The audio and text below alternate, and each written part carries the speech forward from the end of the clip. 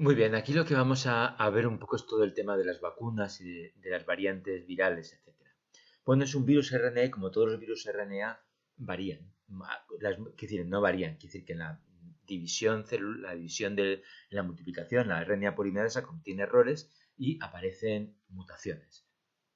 Este virus, a pesar de que es un virus RNA, tiene mucho tamaño, son 30 kilobases y tiene mecanismos para que estas mutaciones no son tantas, pero aparecen. Y en principio, pues se han seleccionado determinadas con el tiempo, desde aunque ya llevamos un año y 4 meses de contacto con el virus, a partir de que apareció en Wuhan en diciembre del 19, pues entonces han aparecido un montón de variantes que se han ido describiendo y pues hay alguna, que es por ejemplo la variante B.1, que, que tiene un cambio en un aminoácido que no está cerca de la región del RBD, está en el dominio, en la proteína Spike, pero lejos de la zona de contacto con AC2, pero que de todas maneras tiene importancia porque aparentemente facilita la transmisión. Entonces han ido apareciendo variantes virales, por ejemplo la variante B1 con esta mutación, pues ha desplazado completamente y ahora mismo todos los virus que circulan en Europa, en Estados Unidos y prácticamente en el mundo, todos ya son B1, porque digamos que se fija porque tiene una ventaja evolutiva.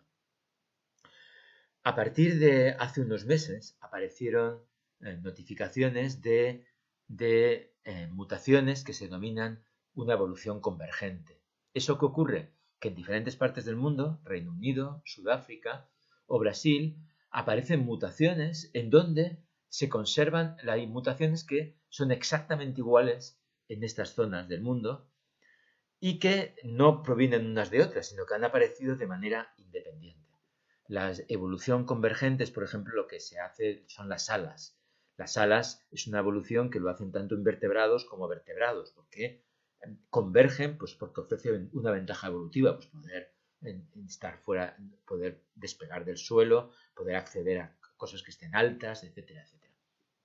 Y entonces significa que tiene mucha ventaja evolutiva. Entonces, como veis aquí, estas tres variantes que se llaman, aunque tienen diferentes denominaciones, vamos a llamarla del Reino Unido, sudafricano, brasileña, pues tienen muchas mutaciones con respecto a la cepa Wuhan, pues tiene entre 23 y 17, muchas de ellas en la proteína Spike, entre 18, y como hemos dicho, algunas en el dominio RBD, que son lo que preocupa porque primero, al ser la zona de contacto con AC2, pues al mutar puede aumentar su afinidad por AC2 y mejorar su transmisión. Y de hecho, pues por ejemplo, este cambio en el aminoácido 501, que es exactamente el mismo en estas tres variantes, parece que lo hace.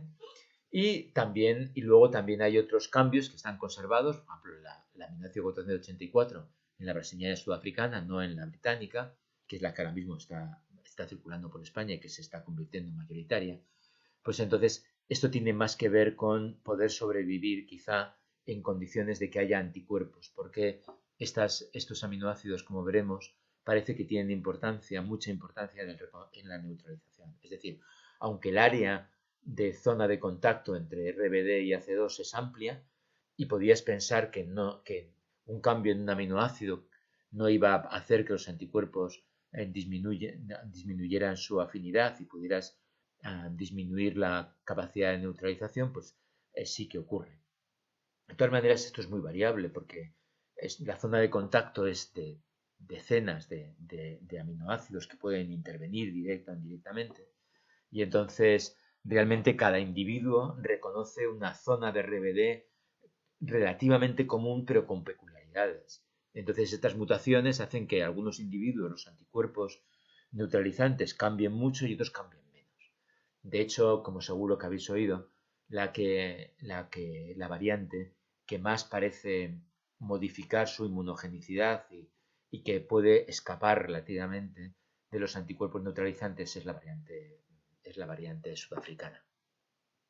Sobre la variante brasileña parece que también es capaz de escapar de los anticuerpos generados contra la cepa Wuhan, que es, digamos, la original, pero menos que la sudafricana y afortunadamente para nosotros la latinoamericana, la británica, pues parece que menos. Pero esto es muy importante porque ahora mismo se está analizando si, naturalmente, para las vacunas que vamos a hablar ahora, se está utilizando, se hicieron con la cepa Wuhan, la que ahora mismo que no tenían, no era ni siquiera B1 y que, bueno, pues no es la que ahora mismo está circulando, pero afortunadamente da reacción cruzada y sigue dando neutralización, aunque ya veremos como con la variante sudafricana, pues algunas, como por ejemplo la de AstraZeneca, pues no tiene efecto.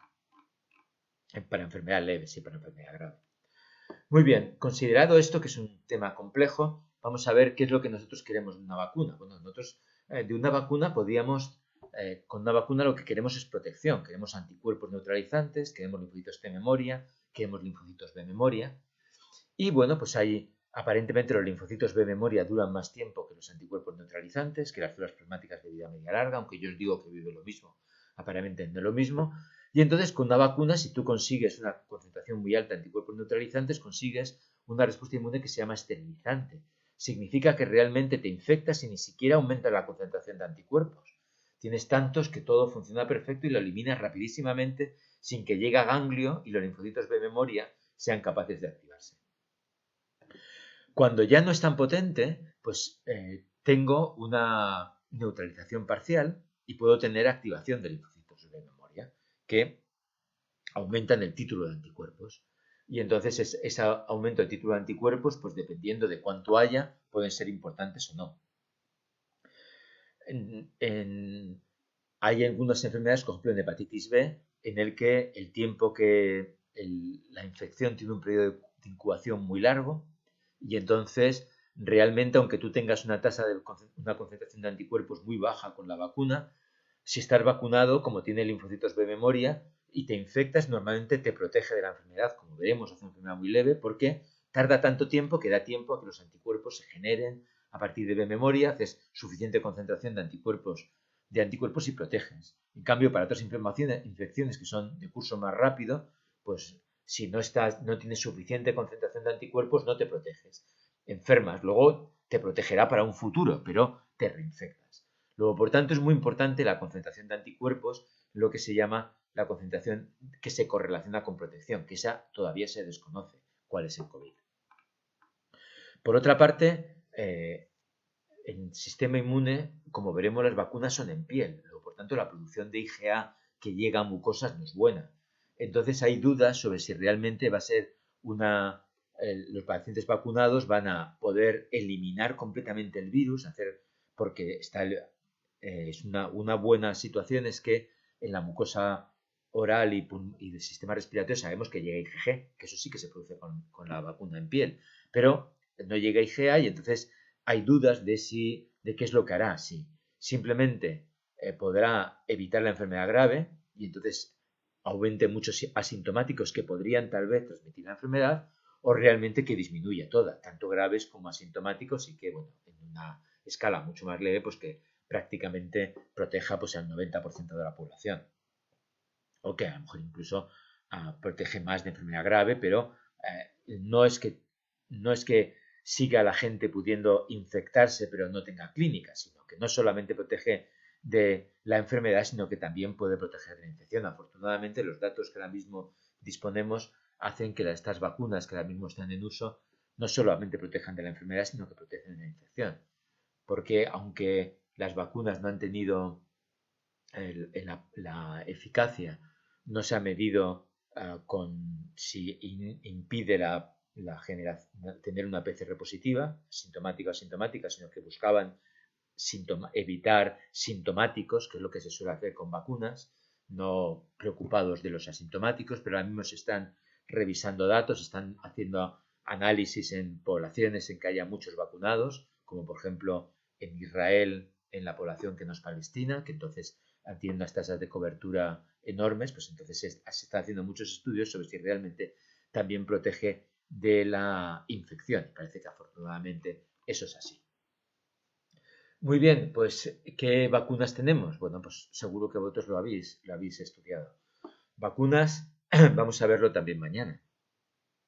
Pero lo único que quería un poco hablar era de ver cuáles había ahora y cuál era su funcionamiento, para ver un poco la equivalencia.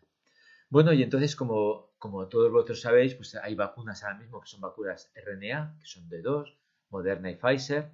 Hay vacunas en las que se utilizan adenovirus. Está la de AstraZeneca, que seguro que todos habéis oído por el problema de la inducción de esta alerta que hubo sobre si producía o no cuadros de coagulación. Y también la de Janssen. Y la Sputnik, que es la que se ha desarrollado en Rusia. Y luego hay unas vacunas que es de Novavax, que es de proteínas. Dentro de vacunas veremos que nosotros hacemos la diferencia entre vacunas replicativas y no replicativas. Todas las vacunas de COVID son no replicativas, es decir, no es un virus que pueda replicarse. Incluso los adenovirus que se utilizan, como veremos, tienen solamente una proteína, que es la proteína S, la proteína Spike, con la que se forman anticuerpos neutralizantes, y también linfocitos T, con la proteína Spike. Son virus en donde los adenovirus son virus DNA que necesitan moléculas accesorias para poder dividirse y esas no están y entonces no pueden proliferar.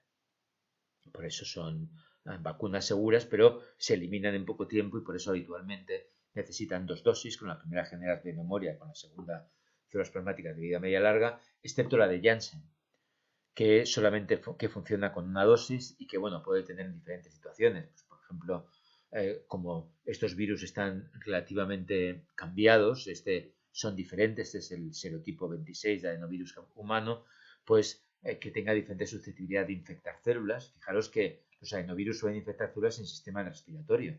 Aquí nosotros estamos aplicándolas en piel, que estas células, los adenovirus, lo que infectará son células que estén, de hecho se vacuna, son intramusculares, en músculo. Entonces, ver ahí qué células infecta realmente no es fácil de saber. Pero, de todas maneras, el que sean diferentes virus utilizados en las vacunas de AstraZeneca, que utiliza un adenovirus de chimpancé, o la de Rusia, que es parecida, es un adenovirus, lo que pasa es que utiliza 2 serotipos diferentes, pues entonces, en la primera dosis y en la segunda, como veremos en la clase de mañana, pues entonces, bueno, como veremos en la siguiente, en la clase de inmediatamente después, pues entonces puede también tener efectos de que justifique que con la de Janssen se ha dado una dosis, aunque todo esto es realmente muy experimental. Y bueno, pues luego hay otras vacunas que la Unión Europea, pues por ejemplo, ha comprado 700 millones, 300 millones de una y otra que todavía no están comercializadas o bien porque no han tenido resultados esperados o bien pues porque todavía están en fase de experimentación que veremos. Luego analizaremos y solamente quiero explicaros ahora un poco cómo se desarrolla el fenómeno, o sea, por qué sirven. Bueno, pues las vacunas de RNA. ¿Qué RNA tienen? Pues las vacunas de RNA, el RNA que tiene es la proteína S. ¿Por qué? Porque es la proteína que hace anticuerpos neutralizantes. También puede ser reconocida por linfocitos T, tanto CD4 como CD8, porque al ser una proteína que está en la vía exocítica, pues las células infectadas, si expresan clase 2, también pueden tener péptidos de la proteína S. Luego es una proteína idónea, completamente, tanto para el reconocimiento B como T. El RNA mensajero está rodeado de una nanopartícula de lípidos que permite ser endocitado. Cuando después de ser endocitado, el endosoma se libera, no parece que sea una fusión de membranas. Esto está en análisis de cómo es, pero pasa el RNA mensajero a citoplasma. Y entonces, bueno, ¿qué situaciones puede darse? Puede darse que se infecte la célula dendrítica, bueno, que digamos el RNA mensajero que esta nanopartícula de lípidos entre en una célula dendrítica y entonces el RNA ya es un PAM, está modificado para que no sea excesivamente proinflamatorio, pero es suficiente para inducir maduración de dendríticas y como la proteína Spike es una proteína que está en la vía exocítica, pues se expresa en su membrana y además se expresa tanto en clase 1 como en clase 2 y a la zona T donde hará sinapsis con linfocitos T, CD4 y CD8 anti-Spike.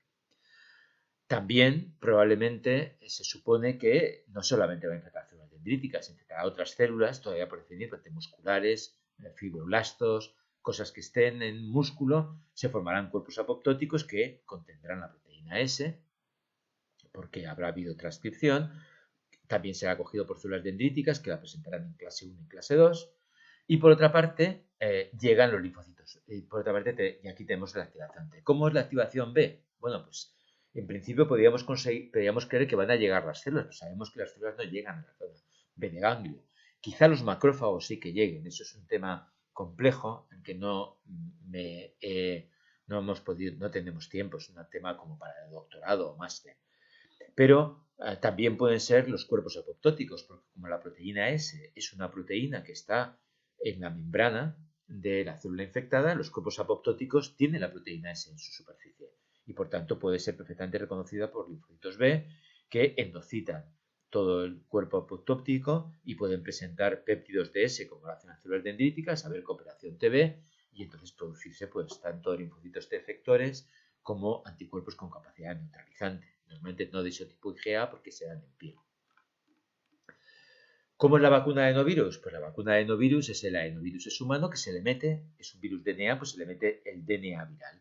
El virus es RNA, pero se puede hacer DNA perfectamente. Entonces se le mete el DNA viral. Se inyecta y entonces lo que aquí sí que ocurre es una infección. Aquí el adenovirus realmente entra en células que sea capaz de infectar. Por eso, como se utilizan diferentes adenovirus de chimpancé, diferentes adenovirus humanos, pues eso tiene una cierta importancia y puede ser diferente uno de otro.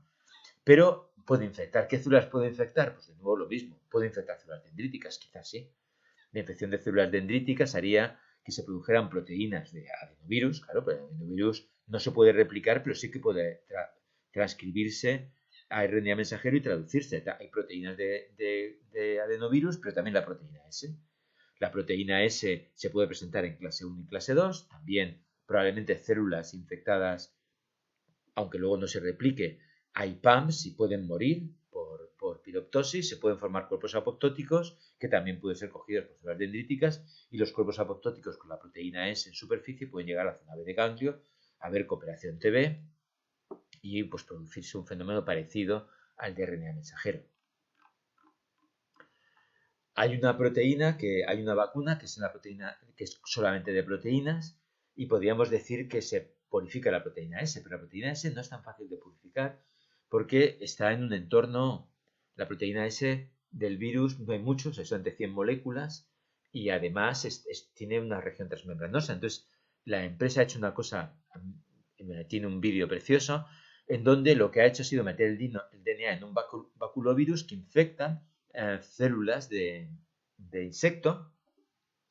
En las células de insecto, como hemos visto en adenovirus, pues el DNA se transcribe a RNA de proteína y aparece la proteína S en la membrana del insecto y han conseguido hacer a partir de aquí unas nanopartículas y que hay un montón de proteína S.